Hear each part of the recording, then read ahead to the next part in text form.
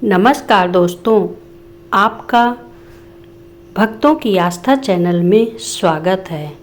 ओम नमः शिवाय, शिवजी सदा सहाय। ओम नमः शिवाय, गुरुजी सदा सहाय। आज हम आपको सत्संग में नाग पंचमी की कथा सुनाएंगे। ओम नमः शिवाय। सबसे पहले मंत्रों का जाप करिए, फिर आप नाग पंचमी की पूजा करिए। उसके बाद यह कहानी जरूर सुनिए। कहानी सुनने से भगवान भोलेनाथ की कृपा उस घर में बनी रहती है। नाग देवता रक्षा करते हैं। आइए अब सुनते हैं नाग पंचमी की कथा।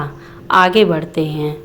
आप सभी का हमारे चैनल में स्वागत है। नाग पंचमी की हार्दिक शुभकामनाएं।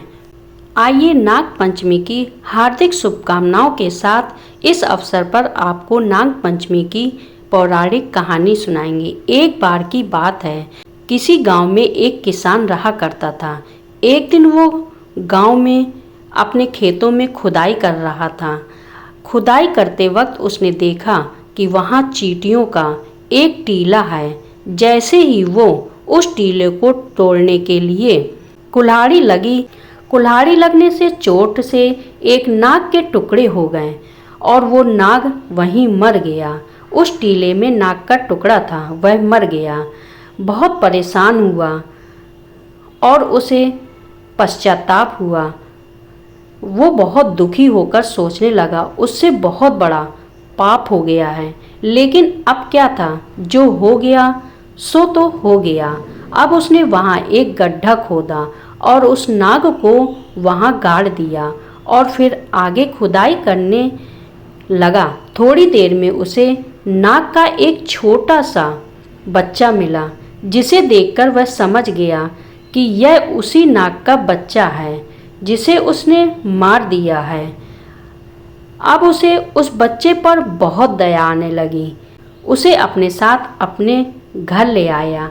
अब किसान और उसकी पत्नी उस नाग के बच्चे का अपने बच्चे की तरह पालन पोषण करने लगी। शाम के समय जब नागिन उस टीले पर आई तो उसने खून देखा। खून देखकर वह समझ गई कि किसान ने मेरे नाग को मार डाला और अब अपने बच्चे को भी वहां न देखकर उसे लगा कि उसका बच्चा भी मर गया है। अब वो बहुत दुखी हुई और उसने निश्चय किया कि अब वो किसान और उसके घर में किसी को नहीं छोड़ूंगी। अब जब अगले दिन किसान खेत पर आया तो वो नागिन छुपकर बैठ गई और किसान पर नज़र रखने लगी। किसान जब घर जाने लगा तो नागिन भी उसके पीछे पीछे चल दी और उसके घर में घुसने का रास्ता खोजने लगी। थोड़ी देर में नागिन भी एक खिड़की से घर के अंदर प्रवेश कर गई। वहां उसने देखा कि किसान का छोटा सा बच्चा पालने में झूल रहा है। मौका पाकर नागिन ने पालने में झूल रहे बच्चे को डस लिया और वहां से जाने लगी। नागिन को किसान ने जाते हुए देख लिया और वो समझ गया कि यह वही नागिन है जिसके पति की मृत्यु उसके हाथों हुई है। किसान और उसकी पत्नी दौड़ते हुए अंदर गए तो उन्होंने देखा कि उनका बच्चा मृत पड़ा था। उसका सारा शरीर नीला हो गया था। वो दोनों अपने बच्चे को मरा हुआ देखकर विलाप करने लगे और सोचने लगे कि यह तो हमारे पाप का कर्मों का ही दंड है। किसान ने सोचा कि नागिन ने अपना बदला पूरा कर लिया, लेकिन नागिन सोच रही थी कि किसान को डसकर अपना बदला पूरा करूंगी। और एक बार फिर मौका पाकर वो किसान के घर पहुंची तो उसने देखा कि किसान के घर में एक नाग का बच्चा है जिसे वो पति पत्नी दूध पिला रहे हैं और बड़े प्यार से उसे पाल रहे हैं। उस नाग के बच्चे को देखकर नागिन समझ गई कि यह उसी का बच्चा है। नागिन को वहां अपना बच्चा देखकर बहुत आश्चर्य हुआ। अब वो उसके घर के सामने एक पेड़ की ओट में छुपकर बैठ गई। किसान और उसकी पत्नी पर नज़र रखने लगी। अब नागिन वहाँ रहकर देख रही थी कि कैसे किसान और उसकी पत्नी उसके बच्चे को अपने बच्चे की तरह पाल रहे हैं। यह देखकर नागिन के मन में किसान के बच्चे को मारने का बहुत पश्चाताप हुआ और वह सोचने लगी कि यह दोनों तो बहुत दयालु हैं, बहुत धर्मात्मा हैं, मेरे बच्चे की देखभाल भी कर रहे हैं और मैंने इनके बच्चे को मार दिया। ऐसा सोचते हुए वो भगवान शिव के मंदिर में पहुंची और भोलेनाथ की परिक्रमा करने लगी। वो एक इच्छाधारी नागिन थी। भोलेनाथ उसकी परिक्रमा से प्रसन्न हो गए। भोलेनाथ ने कहा, कहो तुम क्या चाहती हो? नागिन बोली, हे भोलेनाथ, मुझसे बहुत बड़ी भूल हो गई है। मैंने किसान के बच्चे को डस लिया और इससे उसकी मृत्यु हो गई, जबकि किसान और उसकी पत्नी मेरे बच्चे को बहुत प्रेम पूर्वक पाल रहे हैं और उसका भरण पोषण कर रहे हैं। मैं चाहती हूँ कि किसान को पुत्र की प्राप्ति हो। नागिन की यह इच्छा भोलेनाथ ने स्वीकार कर ली। कुछ समय के बाद एक दिन बहुत जोरों की वर्षा हुई और तभी एक व्यक्ति किसान के घर का दरवाज़ा खटखटाने लगा। किसान ने दरवाज़ा खोला तो वह व्यक्ति बोला, भैया, यह मेरा पुत्र है, इसे अपने पास छुपा लो।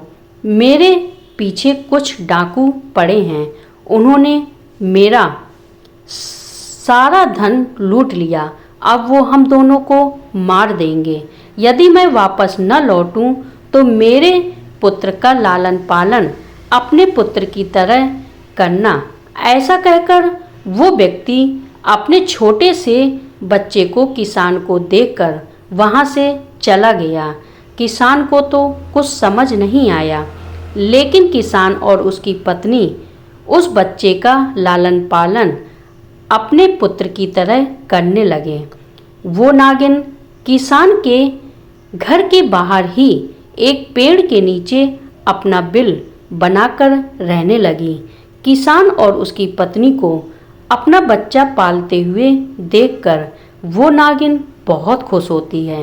एक दिन उस नागिन ने एक औरत का रूप धारण कर लिया और किसान के पास जाकर बोली, हे भले मनुष्य, यह लो, यह एक नागमणि है, इसे अपने पास रख लो। नाग के जिस बच्चे को तुम पाल रहे हो, यह उसके पिता की निशानी है। यदि कभी किसी इंसान को कोई सांप काट ले तो इस नागमणि को उस पर लगा देना, इससे वो तुरंत ही ठीक हो जाएगा और सारा जहर खत्म हो जाएगा। इतना कहकर वो औरत नागिन बनकर वहाँ से चली गई और किसान और उसकी पत्नी समझ गए कि यह वही नागिन है जिसके बच्चे को हम पाल रहे हैं। अब नाग का वो बच्चा बड़ा हो गया और वो भी एक इच्छाधारी सर्प बन गया। अब वो इतना बड़ा हो गया था कि अपनी सुरक्षा खुद कर सकता था और अब वो भोलेनाथ की आराधना करने के लिए जंगल में चला गया। किसान और उसकी पत्नी को भी अब एक बच्चा मिल चुका था। किसान और उसकी पत्नी अब बच्चे के साथ घर में प्रेम पूर्वक रहने लगे और नागिन भी उनसे प्रसन्न होकर उन्हें नागमणि देखकर चली गई, जिससे अब उन्हें सांप का कोई डर नहीं था। तो यह थी नाग पंचमी की कहानी। आपको यह कहानी कैसी लगी? कमेंट में ज़रूर हमें बताइएगा। आप अगर कमेंट करते हैं तो हमारा मनोबल बढ़ता है। चैनल को सब्सक्राइब करें। कहानी सुनने के लिए धन्यवाद और मंत्रों का जाप करते रहें। भोलेनाथ की कृपा उस घर में हमेशा बनी रहती है जिस घर में मंत्रों का जाप होता रहता है। इसलिए भोलेनाथ का मंत्र का जाप करते रहना चाहिए। ओम नमः शिवाय। शिवजी सदा सहाय। ओम नमः शिवाय। ओम नमः शिवाय।